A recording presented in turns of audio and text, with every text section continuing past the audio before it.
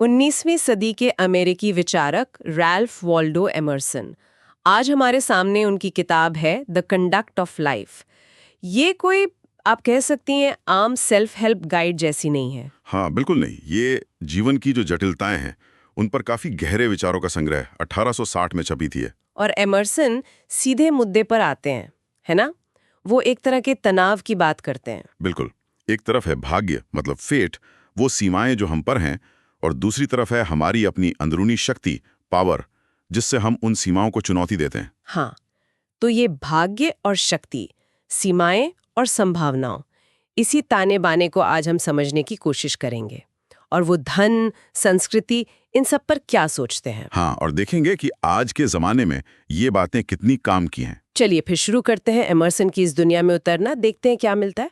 तो सबसे पहले बात करते हैं भाग्य की, फेट, जिसे एमर्सन जीवन की एक अटल सच्चाई मानते हैं। और ये सिर्फ बाहरी चीजें नहीं है, मतलब जैसे भूकंप या तूफान।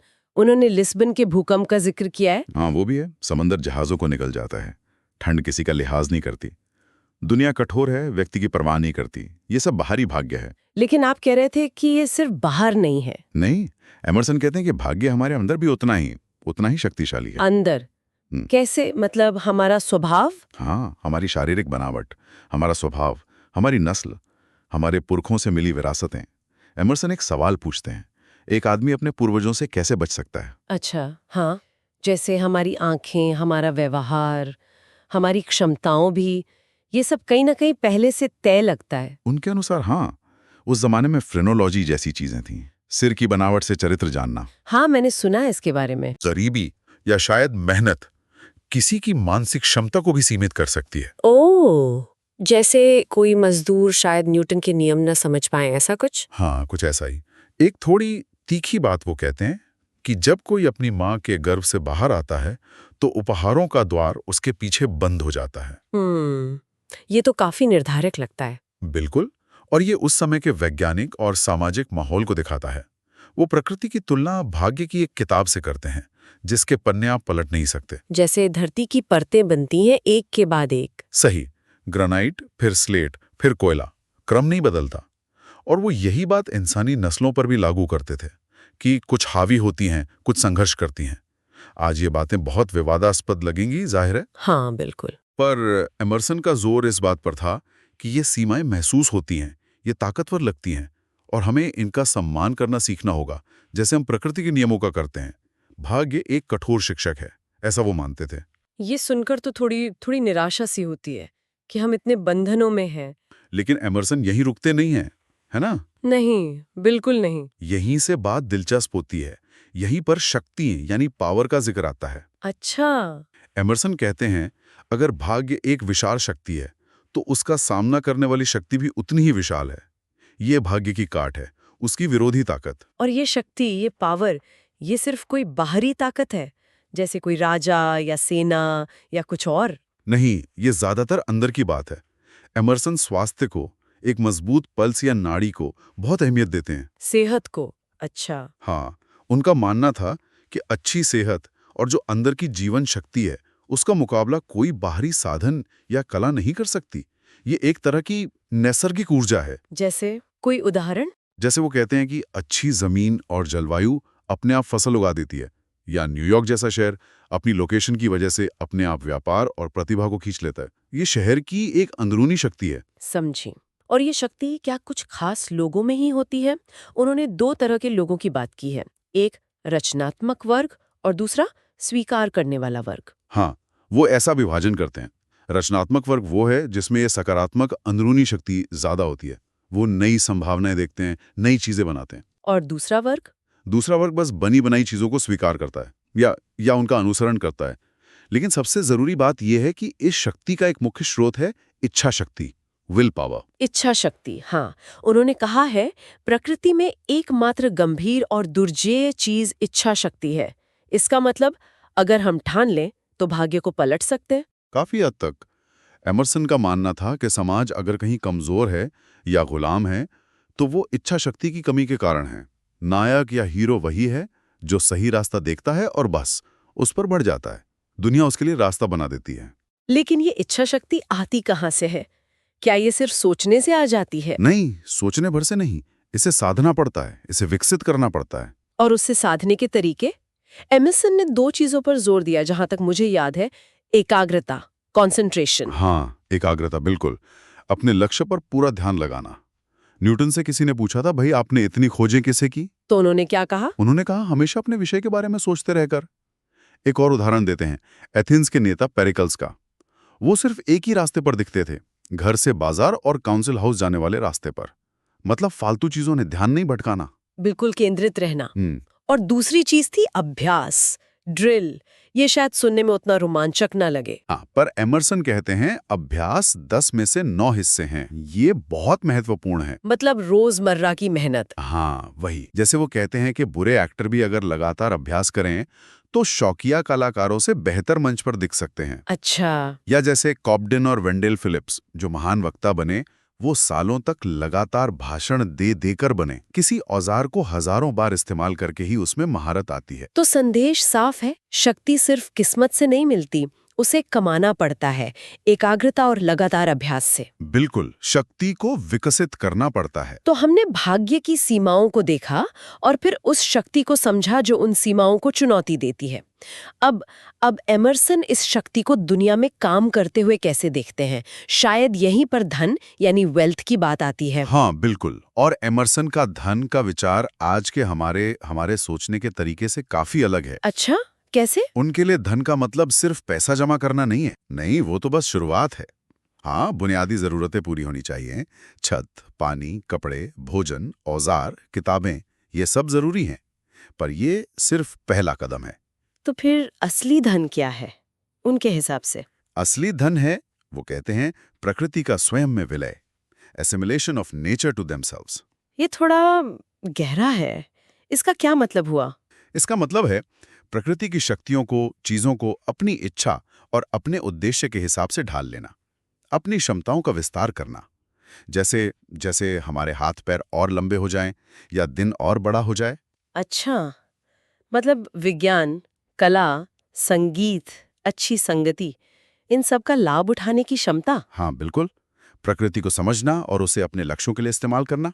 जैसे भाप में तो शक्ति हमेशा से थे, है ना? हाँ। लेकिन जेम्स वॉट और जॉर्ज स्टीफेंसन जैसे लोगों ने उसे पहचाना और उसे मशीनों से, रेलगाड़ी से, उद्योग से जोड़ दिया। उन्होंने प्रकृति की शक्ति को इंसानी मकसद से जोड़ा। यही धन कमाना है। तो व्यापारी जो चीजों को एक जगह से दूसरी जगह ले जाते हैं। हाँ, वो भी यही कर रहे हैं। चीजों को वहां से लाते हैं जहां वो बेकार पड़ी हैं और उन्हें वहां ले जाते हैं जहां उनकी जरूरत है, जहां उनकी कीमत है। वो भी प्रकृति को या चीजों के भाव को अपनी योजनाओं में शामिल कर रहे हैं। एमर्सन कहते हैं, सबसे अमीर वो है जो सबसे ज्यादा लोगों की मेहनत और प्रकृति की देन का सही इस्तेमाल करना जानता है, चाहे वो लोग दूर हो या पुराने जमाने के हों। ये तो बहुत दिलचस्प नजरिया है। तो ये सिर्फ पैसा नहीं, बल्कि दुनिया को समझने और उसे अपने लक्ष्यों के लिए साधने की क्षमता है। जैसे आपने कोलंबस का उदाहरण दिया था। हाँ, कि उसके लिए दुनिया का नक्शा सिर्फ भूगोल नहीं था, वो एक व्यवहारिक पहेली थी जिसे उसे हल करना था, अटलांटिक पार करना था। समझ गई। और इसका कोई नैतिक पहलू भी है? हाँ, बहुत महत्वपूर्ण। एमर्सन कहते हैं, धन मानसिक है, धन नैतिक है। डॉलर हो या रुपया, उसकी कीमत आखिरकार समाज के साझा नैतिक मूल्यों पर टिकी होती है। अच्छा, वो कैसे? सोचिए, अगर समाज से ईमानदारी खत्म हो जाए तो क्या होगा? बीमा कंपनियां डूब जाएंगी, बैंक बंद हो जाएंगे, व्यापार ठप हो जाएगा, न्याय व्यवस्था कमजोर पड़ जाएगी। हाँ, ये तो सही बात है। तो धन व्यवस्था में एक अंदरूनी संतुलन होता है, मांग और आपूर्ति का नियम। एमर्सन का मानना था कि इसमें ज्यादा बाहरी हस्तक्षेप, जैसे सरकारी कंट्रोल, अक्सर इस संतुलन को बिगाड़ता है। ये उनका विचार था। तो धन सिर्फ जमा करना नहीं, बल्कि अपनी आंतरिक शक्ति और समझ से बाहरी दुनिया को साधना है। ये वाकई एक सशक्त विचार है। चलिए अब आखिरी विषय पर आते हैं जिसके बारे में हमें बात करनी थी, संस्कृति, कल्चर। क्या ये एमर्सन के लिए सिर्फ अमीरों या बहुत पढ़े लिखे लोगों की चीज है? नहीं, बिल्कुल नहीं। बल्कि एमर्सन की संस्कृति की धारणा काफी जमीनी और व्यवहारिक है। उनके लिए संस्कृति का पहला काम है अतिशोक्ति को, माने बढ़ाई बोलने की प्रवणता को, और अहंकार को, माने कंसीट को खत्म करना। अच्छा, तो ये हमें हमारी सीमाएं दिखाती है।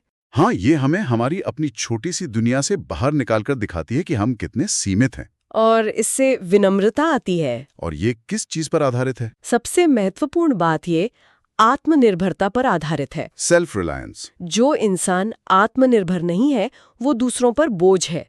संस्कृति हमें बाहरी चीजों पर अपनी निर्भरता कम करना सिखाती है। लेकिन किसमें पढ़ना, लिखना, कला ये सब शामिल नहीं है? है, बिल्कुल है। किताबें बहुत जरूरी हैं। एमर्सन खुद प्लेटो और शेक्सपियर जैसे महान विचारकों के बड़े प्रशंसक थे। उनसे सीखना जरूरी है। लेकिन वो ये भी कहते हैं कि असली शिक्षा सिर्फ किताबों से नहीं मिलती। स्कूल में बच्चे एक दूसरे से ज्यादा सीखते हैं। सड़क पर लगी दुकान की खिड़कियां भी बहुत कुछ सिखाती हैं। अच्छा, और शारीरिक गतिविधियां, उनका भी जिक्र था शायद। हाँ, खेल, व्यायाम, घुड़सवारी, तैराकी, तलवारबाजी, नृत्य, यहाँ तक कि अच्छा पहनावा भी, ये सब एमर्सन के लिए संस्कृति का हिस्सा हैं। क्यों? पहनावा कैसे संस्कृति का हिस्सा हुआ? क्योंकि ये सब चीजें हमें शक्ति की कला सिखाती हैं। अपने शरीर को साधना, अपनी ऊर्जा को नियंत्रित करना, आत्मविश्वास से पेश आना। ये सिर्फ दिमागी कसरत नहीं है, ये जीवन जीने की कला है। समझ गई। और यात्रा, ट्रैवल, क्या वो जरूरी है संस्कृति के लिए? एमर्सन के अनुसार जरूरी तब है जब हम एक जगह बंध जाएं, जब हमारे विचार बासी होने लगे। यात्रा हमें नए नज़ारे दिखाती है, नए लोगों से मिलवाती है, नए विचार देती है। ये हमें दुनिया के दूसरे बुद्धिमान लोगों से जोड़ सकती है। लेकिन इसमें भी कोई चेतावनी है? हाँ, वो कहते हैं कि सिर्फ जगह बदलने से हम बदल नहीं जाते। अगर अंदर से खाली हैं तो पेरिस जाकर भी कुछ नहीं मिलेगा। पहले अंदर कुछ होना चाहिए। और शहर बनाम देहात, इसका भी जिक्र है? हाँ, वो दोनों के फायदे गिनाते हैं। शहर में विविधता है, अवसर हैं, उत्तेजना है। देहात में शांति है, सादगी है, जीवन सस्ता है। और उनके जमाने में रेलमार्ग इन दोनों को जोड़ रहे थे, तो दोनों का लाभ लेना संभव हो रहा था। लेकिन एक चीज जिस पर एमर्सन बहुत ज्यादा जोर देते हैं वो है एकांत, सॉलिट्यूड। हाँ, बिल्कुल। खासकर उन लोगों के लिए जो कुछ नया सोचना चाहते हैं, कुछ बनाना चाहते हैं। वो पाइथागोरस का जिक्र करते हैं, जिन्होंने कहा था सुबह में एकांत। प्लेटो, न्यूटन, मिल्टन, ये सब महान लोग भी अकेले रहते थे। हमेशा नहीं, पर वो भीड़ से कटकर सोचते थे, समाज में आते थे, पर अपनी जड़ों को, अपने विचारों को एकांत में ही सींचते थे। संस्कृति के लिए गहरा चिंतन जरूरी है, और वो अक्सर अकेलेपन में ही, या कहिए एकांत में ही संभव होता है। और अंत में संस्कृति हमें सौंदर्य बोध देती है, सेंस ऑफ ब्यूटी। हाँ, जब हम अपनी पूरी क्षमताओं के साथ जीते हैं, जब हमारा मन और शरीर तालमेल में होते हैं, तब हम चीजों के असली सौंदर्य को देख पाते हैं। एक सुंदर इमारत या पहाड़ों का नजारा, ये हमें हमारी रोजमर्रा की चिंताओं से ऊपर उठाते हैं, हमें शांति देते हैं। और ये हमें नकलीपन से पार देखने में मदद करती है। बिल्कुल। संस्कृति हमें दिखावे और नकली मुखौटों के पार देखने की नजर देती है, लेकिन ये रास्ता आसान नहीं है। एमर्सन साफ कहते हैं, लोकप्रियता तो गुड़ियों के खेल के लिए है, देवताओं का रास्ता हमेशा कठिन और अक्सर अकेला होता है। तो अगर हम एमर्सन के इन विचारों को समेटें, जीवन एक तरह का नृत्य है, भाग्य की सीमाओं और हमारी आंतरिक शक्ति के बीच। हाँ, एक सतत संघर्ष या संतुलन कह सकते हैं। और सच्चा धन सिर्फ पैसा नहीं, बल्कि प्रकृति और अपने उद्देश्य के साथ तालमेल बिठाना है। और सच्ची संस्कृति वो है जो हमें आत्मनिर्भर बनाए और अहंकार से मुक्त करे। बिल्कुल सही। और इन सब के पीछे जो एक मूल धागा है, वो है वास्तविकता और प्रामाणिकता का, रियलिटी और ऑथेंटिसिटी। एमर्सन अपनी किताब में भ्रमों की भी बात करते हैं, इल्यूजन्स की, कैसे हम बाहरी दिखावे या गलत धारणाओं में जी सकते हैं। हाँ, जैसे वो मैमथ गुफा का उदाहरण देते हैं। हाँ, तो उनका मूल मंत्र शायद यही है, जैसा आप सोचते हैं वैसा बोलें, जो आप हैं वही बने। अंत में मायने यही रखता है कि हम अंदर से क्या हैं, हमारा चरित्र कैसा है, दुनिया हमें कैसा दिखती है, ये उतना जरूरी नहीं।